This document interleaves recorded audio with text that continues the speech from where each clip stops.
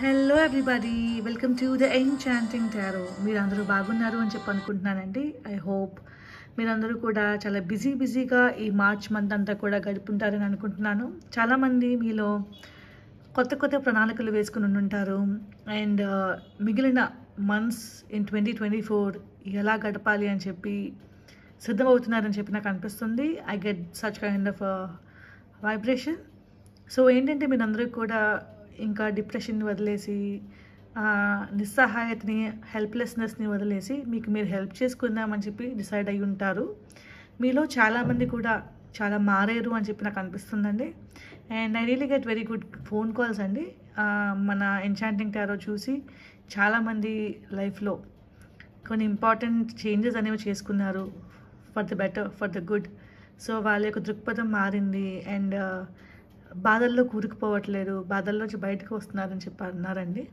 So చాలా హ్యాపీగా అనిపించింది అలా విన్నప్పుడు నాకు.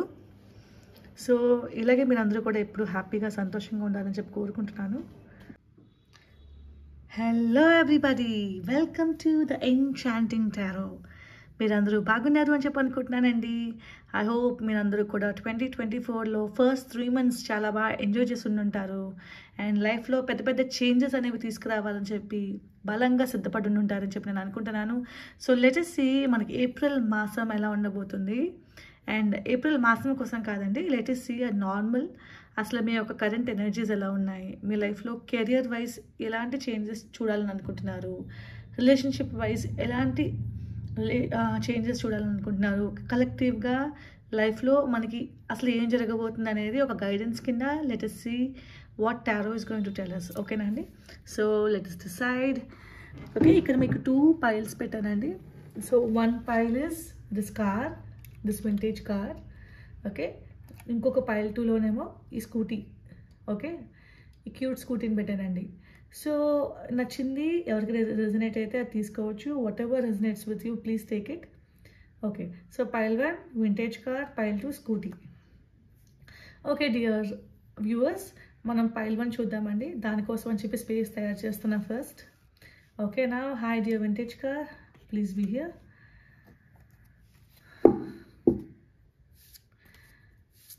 Dear Tarot Spirit Guides, Angels, Gods,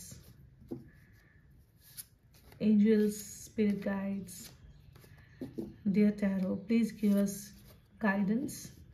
మా కరెంట్ ఎనర్జీ ఎలా ఉంది, మా అందరి current energy it's like a general reading, ఎలా ఉండబోతుంది life in the month of April as a whole. ఏప్రిల్లో మేము చూడాల్సిన చేంజెస్ ఏంటి, ప్లీజ్ డియర్ టారో. ఓకే,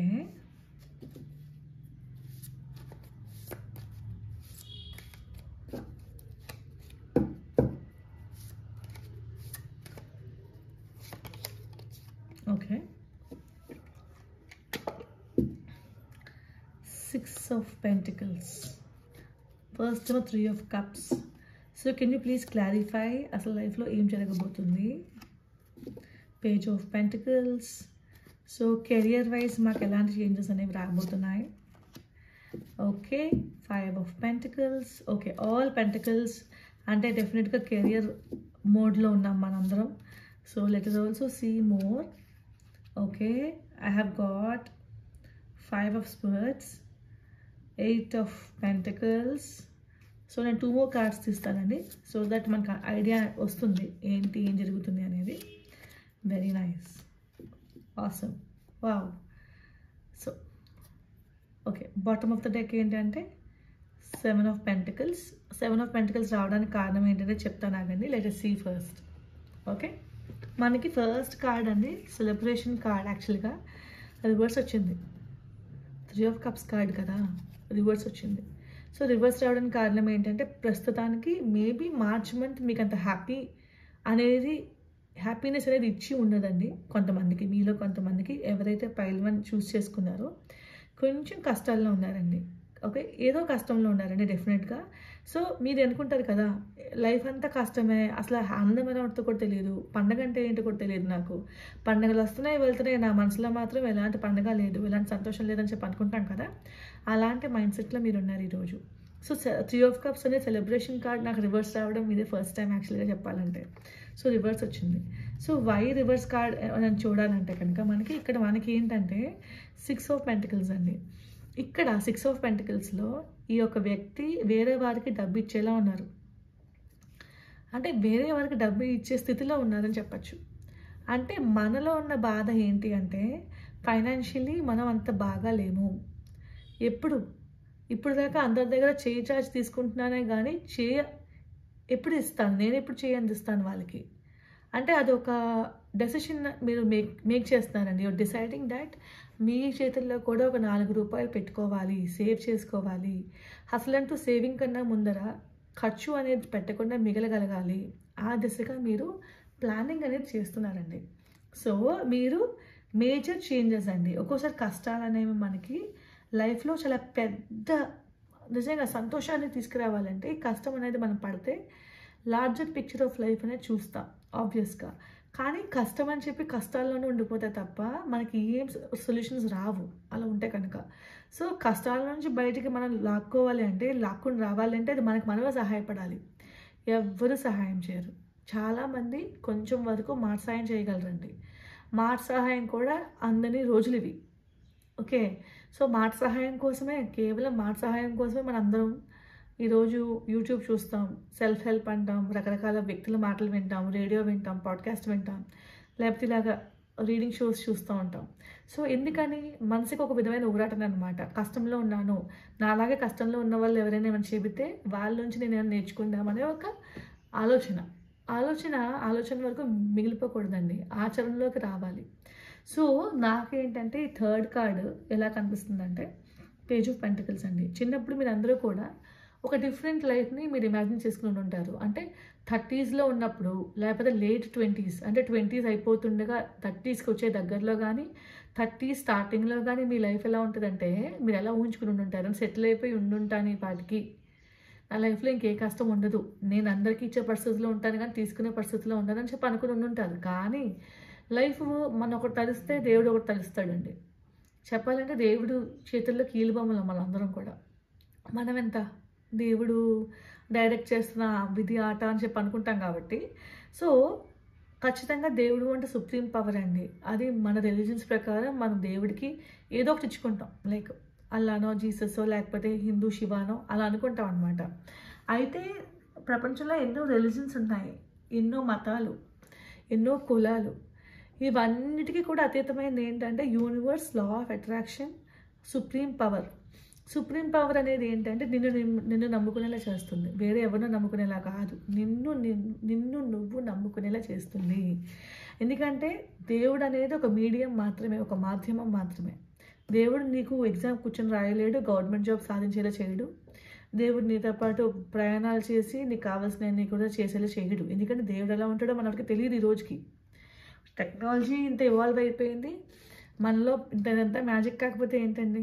ఒక చిన్న పీస్ ఆఫ్ కోడ్ రాస్తే మన ఫోన్ తయారైపోయింది.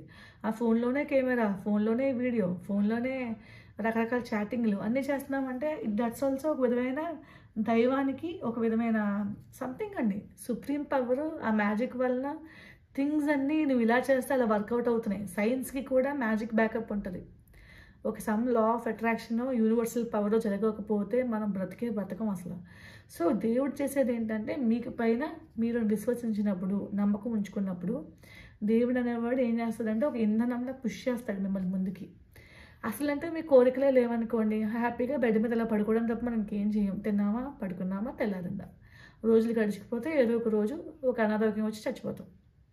కాకపోతే నేను ఎప్పుడు చెప్తాను కదా, పర్పస్ ఉంటుంది లైఫ్లో, పర్పస్ ఉంటుంది అని. ఆ పర్పస్ ఏంటనేది కనుక్కున్నారు మీరు అందరూని.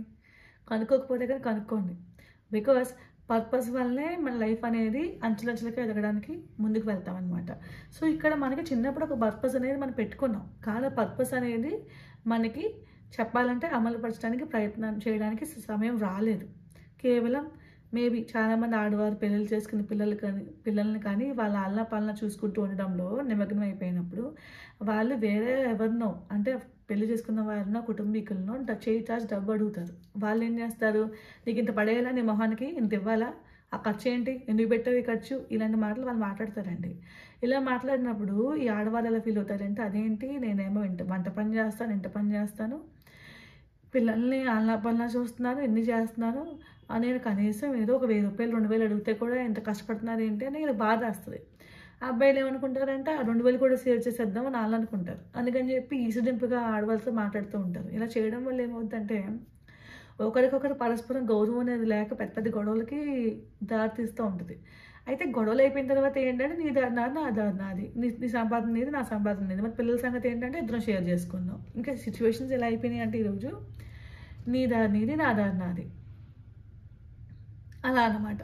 సో ఎవరికి కూడా ఎవరి మీద రెస్పెక్ట్ లేదు, ఎవరికి కూడా ఎవరి మీద కూడా ఒక విధమైన ప్రేమ నిజంగా లేదండి. అలాంటి ప్రపంచంలో మనం ఈరోజు తయారైపోయి ఉన్నాం కాబట్టి, బతుకుతూ ఉన్నాం కాబట్టి, నిజంగా చెప్పాలంటే మనకంటూ ఒక సంపాదన అనేది పెట్టుకోవడం అనేది ఇట్స్ అ బ్యాకప్. అంటే మన సెల్ఫ్ రెస్పెక్ట్ని మనం కాపాడుకోవాలంటే వేరే ఎవరిని దయచేసి అడగకుండా ఉండడం నేర్చుకోవాలి. ఓకేనా అండి? సో మనకి చిన్నప్పుడు డ్రీమ్స్ అనేవి మళ్ళీ మీకు ఎందుకు గుర్తొస్తున్నాయంటే కారణం మిమ్మల్ని ఎవరో అండి నడి రోడ్డులో వదిలేశారు. ఓకే, ఒక మంచులో వదిలేశారంటే యూజువల్గా మంచులో బ్రతకాలంటే చాలా కష్టం అండి. ఎండైనా తట్టుకోగలం కానీ చలి తట్టుకోలేం. చూడడానికి ఎంతో బాగుంటుంది మంచు, తెల్లగా అందంగా పువ్వులాగా.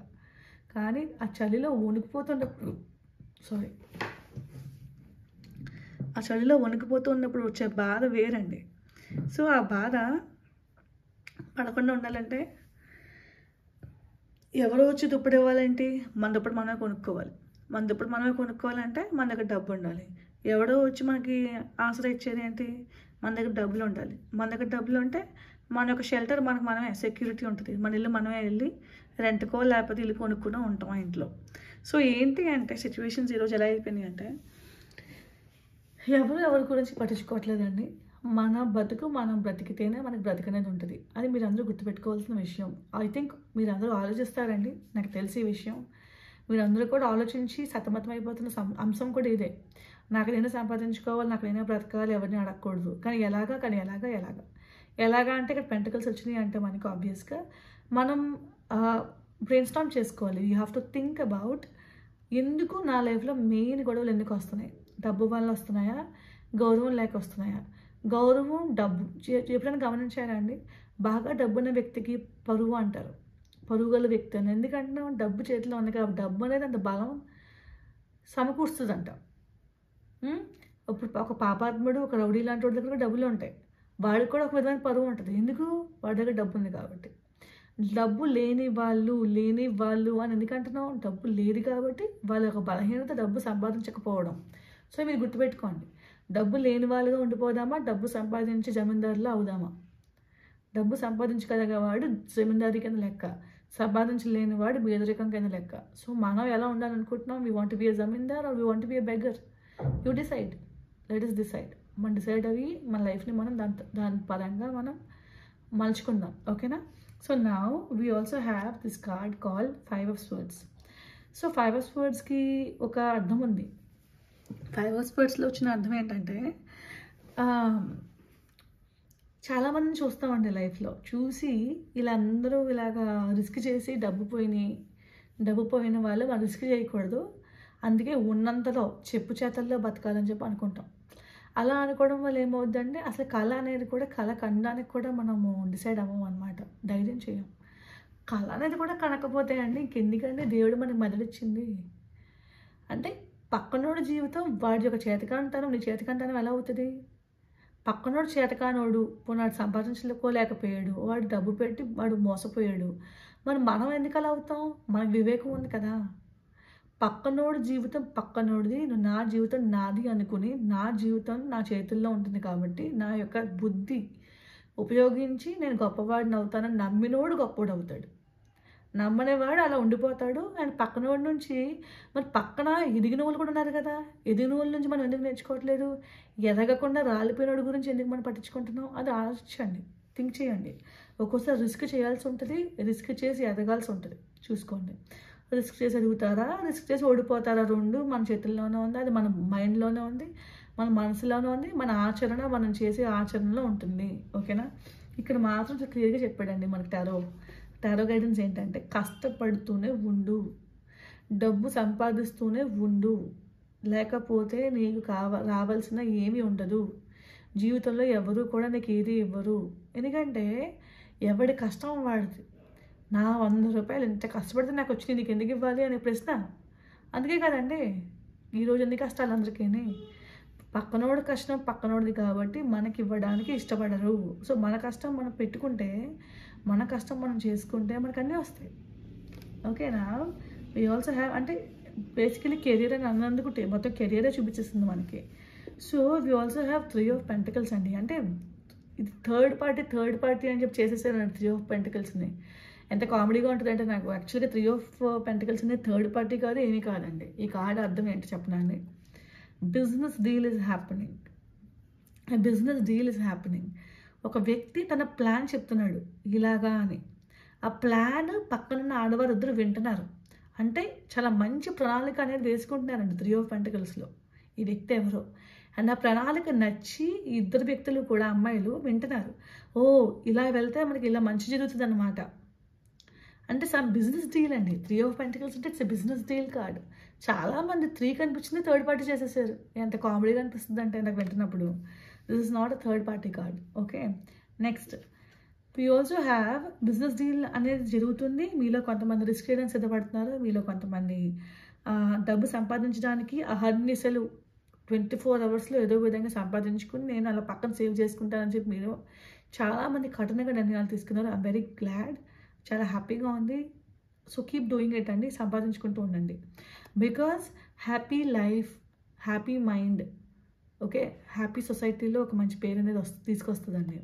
హ్యాపీ మైండ్ ఉంటుంది. ఫస్ట్ హ్యాపీగా డబ్బులు ఉంటే మన చేతుల్లో హ్యాపీగా మైండ్ ఉంటుంది. హ్యాపీగా మైండ్ ఉన్నప్పుడు ఆబ్వియస్గా హ్యాపీ ఫ్యామిలీ లైఫ్ ఉంటుంది. డబ్బుతో పాటు ఫ్యామిలీ లైఫ్ అండి ఈ రోజుల్లో.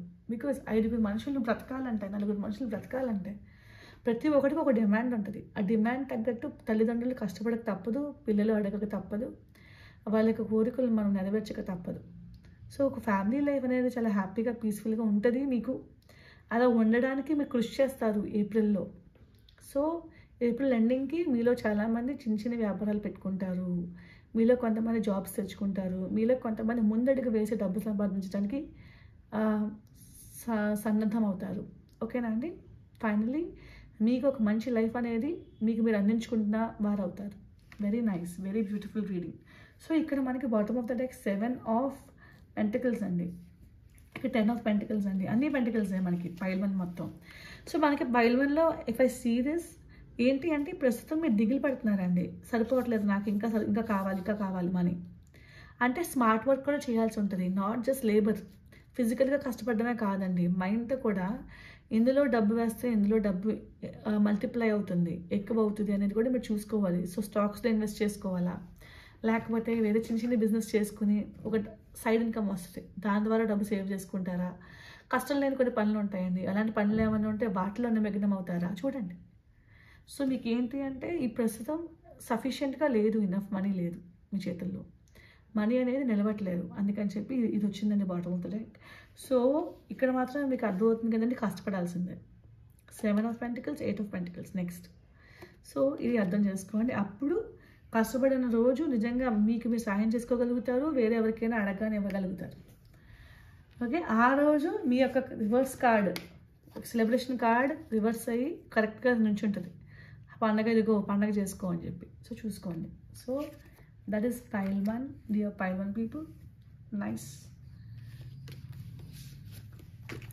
So now let's see pile 2 పీపుల్కి ఏం జరుగుతుందో చూద్దామండి.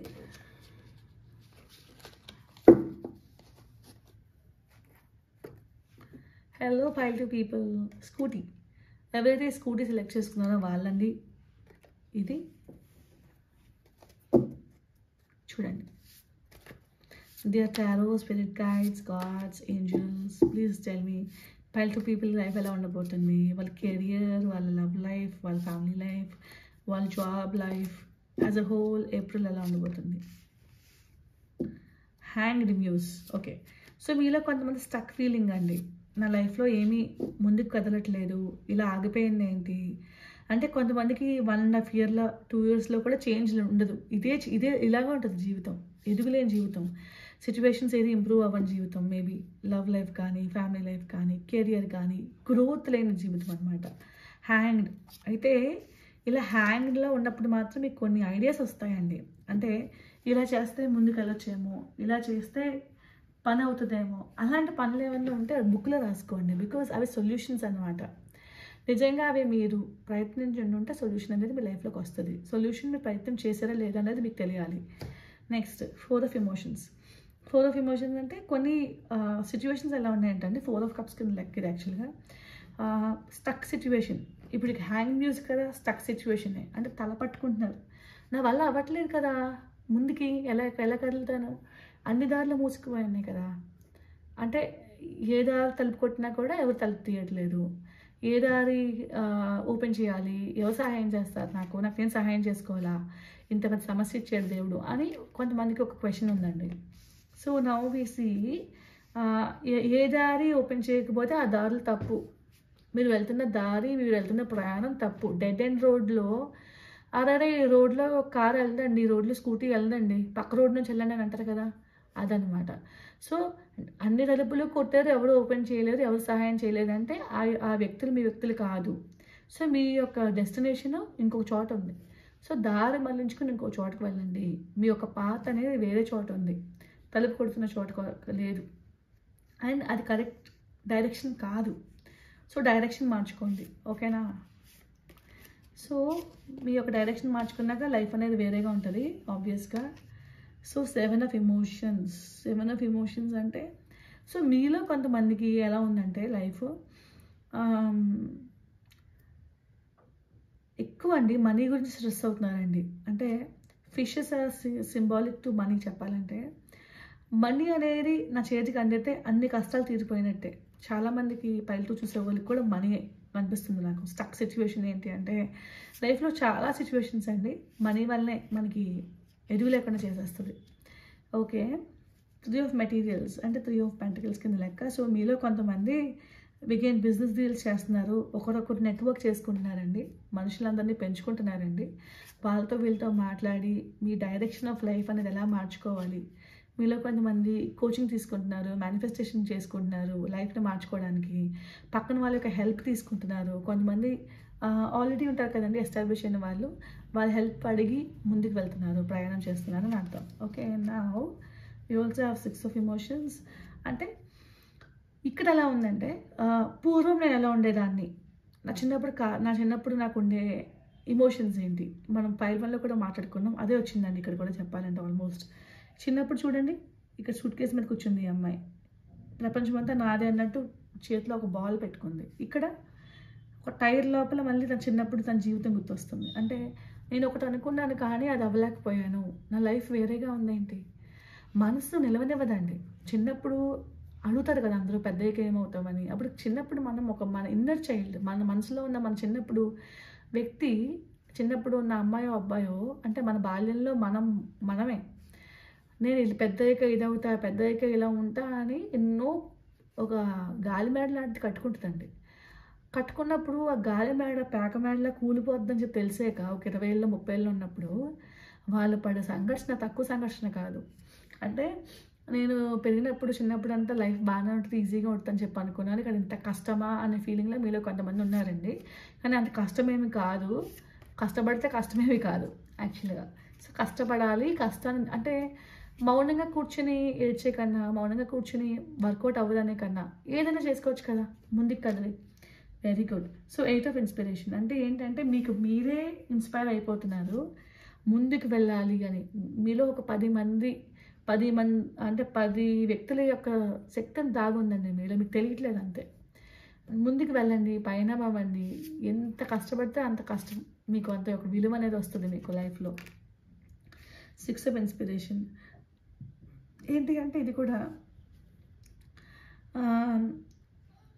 మీ యొక్క ఇష్టానికి మార్గాలు ఏ విధంగా వెళ్తే బాగుంటుంది, ఏ హాబీలో వెళ్తే మీరు డబ్బులు సంపాదించగలరు, సైడ్ ఇన్కమ్ రాగలరు, లేకపోతే ఐటీ జాబ్కి వెళ్ళాలా, ప్రైవేట్ జాబ్కి వెళ్ళాలా, గవర్నమెంట్ జాబ్కి వెళ్ళాలా, మా ఇంట్లో వాళ్ళు ఏమంటారు, ఏ జాబ్ చేస్తే వాళ్ళు హ్యాపీ ఫీల్ అవుతారు, అసలు నాకంటూ ఏ జాబ్ అంటే నాకు నచ్చుతుంది, నేను కష్టపడగలనా కష్టపడలేనా, నా సామర్థ్యం ఏంటి, ఎంతవరకు నేను సాధించగలను, ఇలాంటివన్నీ క్వశ్చన్స్ మీరు వేసుకుని మీ యొక్క కెపాసిటీ బట్టి గోల్స్ పెట్టుకోండి. మీ కెపాసిటీ బట్టి గోల్స్, చిన్న చిన్న గోల్స్ ఫస్ట్ అచీవ్ చేసామనుకోండి, పెద్ద పెద్ద గోల్స్ ఆటోమేటిక్గా వచ్చేస్తాయి కదా. ఫస్ట్ చిన్న చిన్న గోల్స్ మీరు నెరవేర్చుకోండి. చిన్న గోల్స్. చిన్న గోల్స్ ఎప్పుడైతే మనం అచీవ్ చేయగలమో ఆటోమేటిక్గా మనకి ఆత్మవిశ్వాసం వస్తుంది. అరే ఇది అచీవ్ చేయగలిగాను రా, ఇన్నాళ్ళకి నాకు తెలిసింది, లైఫ్ మారుతుంది, ఐ కెన్ సెన్స్ ఇట్. ఇలాంటి మాటలు మాట్లాడతా చూడండి కొంతమంది. మీ లైఫ్ మీకు చెప్తుంది, హే నీలో మార్పు వచ్చింది తెలుసా, అందుకని చెప్పి ఇప్పుడు నువ్వేమైనా చేయాలి అనుకుంటే చేయగలవు. అంటే you have to shift your own vibration, shift your energy. అంటే ఒక మంచి పాసిబుల్ స్పేస్లోకి వెళ్ళాలి మీరు. ఆ విధంగా మీరు లైఫ్ అనేది మీకు బాగుంటుంది అనమాట.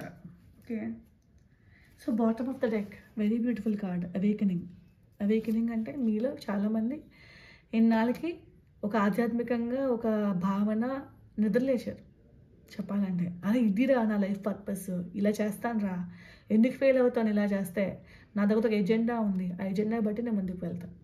సో ఇలా అనుకోవడం వల్ల మీ లైఫ్ అనేది చాలా చాలా బెటర్ అయ్యే ఛాన్స్ ఉందండి. సరే బ్యూటిఫుల్, నాకే చాలా నచ్చినాయి అండి పైల్ అండ్ పైల్ 2. కంప్లీట్గా చెప్పాలంటే మీ లైఫ్ ట్రాన్స్ఫార్మ్ అవ్వాలంటే మీ చేతిలో డబ్బు ఉండాలి. ఓకేనా? So I hope you enjoy this reading today. Thank you so much for tuning to the Enchanting Tarot. Keep watching, keep liking, keep subscribing.